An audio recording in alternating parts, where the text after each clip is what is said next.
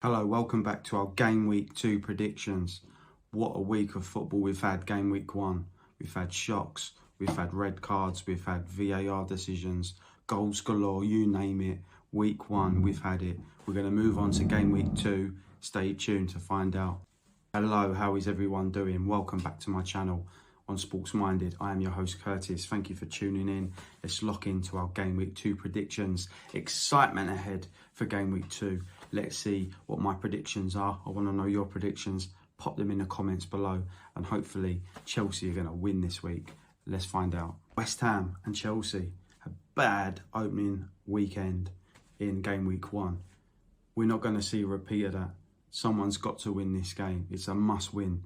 West Ham lost 3-0 to Sunderland, and Chelsea drew with Crystal Palace at home 0-0. Not the result that I was expecting, and probably you was expecting. So for this game, I've got high hopes. I've got goals in this game. West Ham get 1, Chelsea get 2. It's going to be a tight game. They always are, London derby games. However, Chelsea got to come out and play, and I believe João Pedro's going to get off the mark in this game. He's going to get on the score sheet. Palmer's going to have a different game.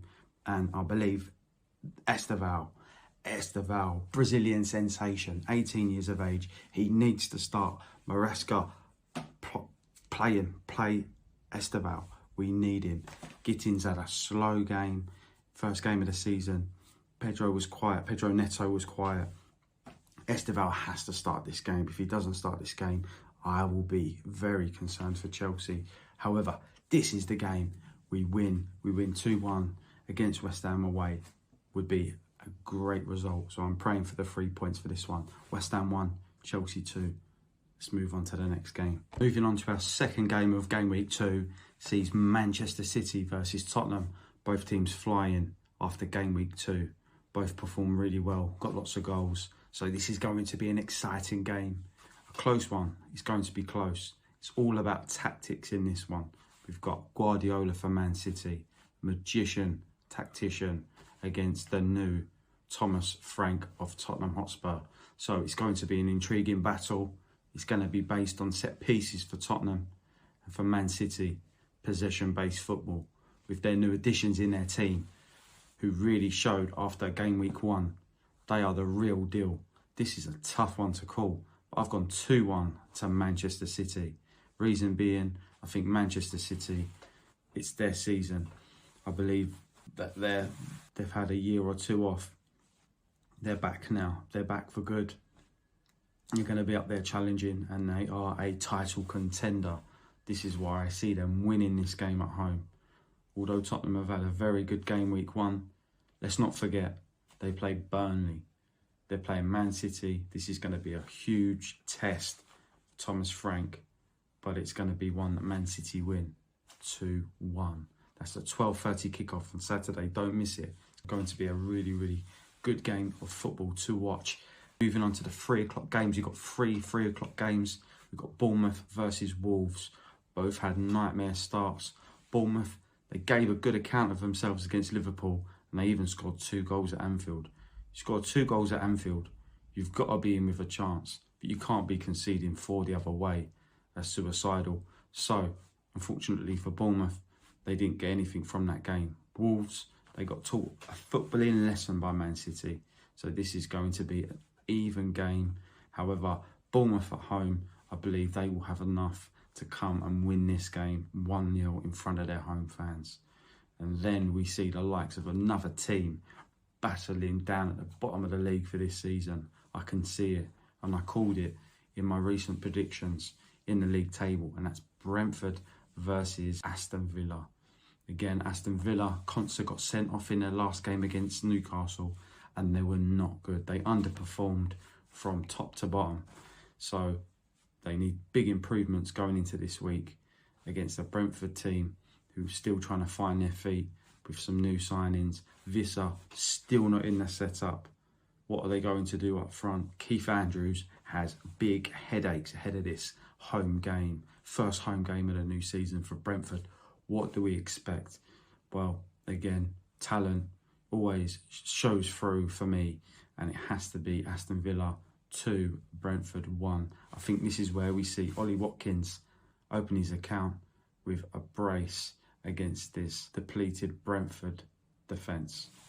And then the final 3 o'clock game sees both promoted teams. We have Scotty Parker's Burnley against Sunderland, who had an absolute worldie of a start, an absolute amazing start against West Ham with a 3-0 home game.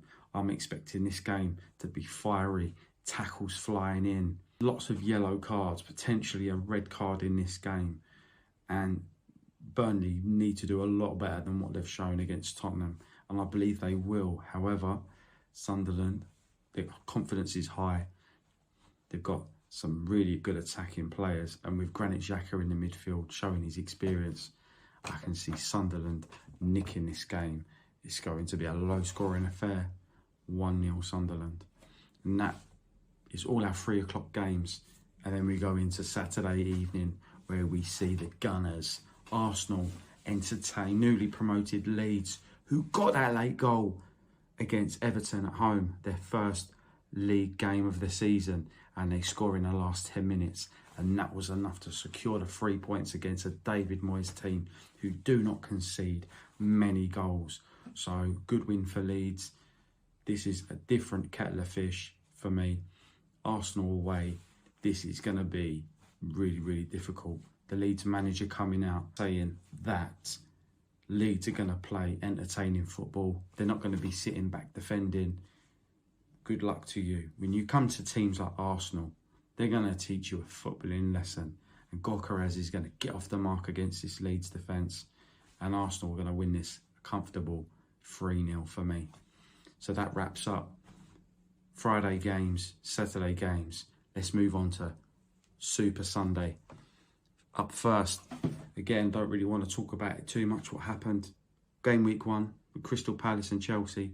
But Crystal Palace back in action against a Nottingham Forest team who were flying in the first 60 minutes versus a Brentford team and were victors 3-1. So this is going to be really interesting to see what Palace are going to do. We know what Forest are all about. They're all about Wood up front, feeding Wood, and he will provide. And they've got a really good squad, very well balanced from defence, midfield and attack, with a solid keeper in Sells. So this is going to be a right challenge. Now, I was thinking to myself, will there be a lot of goals in this game or not? And it's really a hard one to call because Palace can defend, but we know Forest can attack. So are they going to be quite evenly balanced? So it's going to be tricky. If Palace have still got their key players playing, I can see this turning out into a score draw. I'm going to sit on the fence with this one. Crystal Palace 1, Nottingham Forest 1. 2 o'clock game. Another 2 o'clock game sees David Moyes Everton playing at home against Brighton and Hove Albion.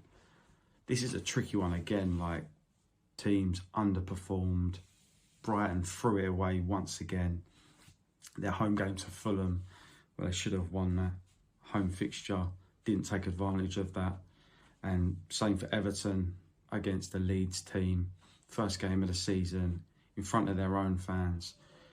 Everton travelling away, didn't travel well and lost and didn't get the 3 points. Momentum has gone from these teams. However, I think Brighton, they have more attacking threat. Everton, are they going to start Grealish? I think they should start Grealish. They've paid quite a bit of money for him, so get him in that starting 11. And I can see this again being a very tight game. I'm going to call it 1-1. That leaves me with the final game on Super Sunday, which is at the old Craven Cottage, a very old stadium indeed. Our local rivals, and they are playing Man United, that absolutely battered Arsenal in the first game week 1 game at Old Trafford. Absolutely dominated possession, chance after chance. They couldn't convert. Arsenal did defend really, really well, which is quite unlike Arsenal to have to sit back and endure that pressure from other teams. And Man United really, really did dominate possession, had the chances, didn't get the result. But I see a change in this one. Sesko's going to start for me, and Man United are going to win this game. I think Fulham need to score early. If they don't, it's not going to look good for them.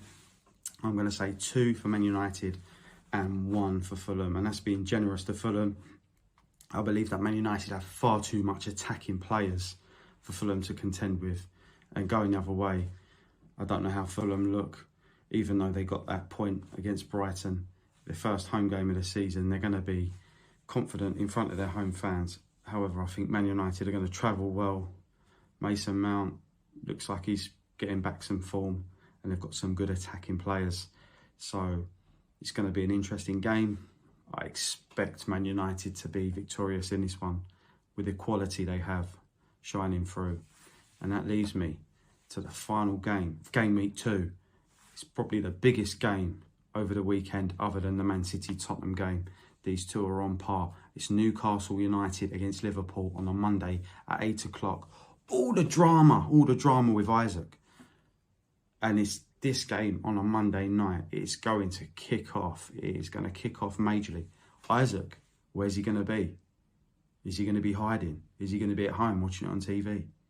Who's he supporting? Is he wearing a Liverpool top? Is he wearing a Newcastle top? Is he in his pyjamas? What's going to happen? Everyone wants to know what Isaac's doing. Is he going? Is he staying? Newcastle fans are not happy. They want him gone. If he doesn't want to wear the shirt, they want him gone. The Geordies are not going to want him at that club if he wants to move to Liverpool. They're going to say, see you later, move on. So this is a really intriguing game. But Liverpool just put 4 past Bournemouth. Their attacking players is unbelievable what they have at their disposal.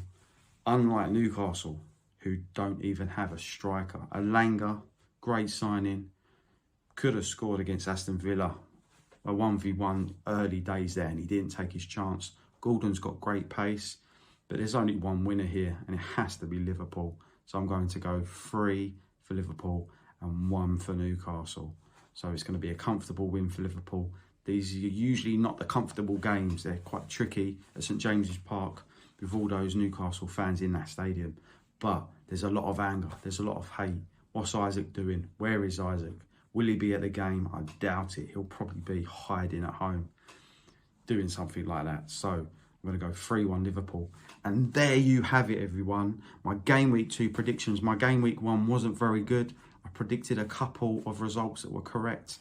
Scores, I was well off, absolutely well off. So I'm hoping game week 2 is going to be much better. Please join me, comments below. Please like and subscribe this video.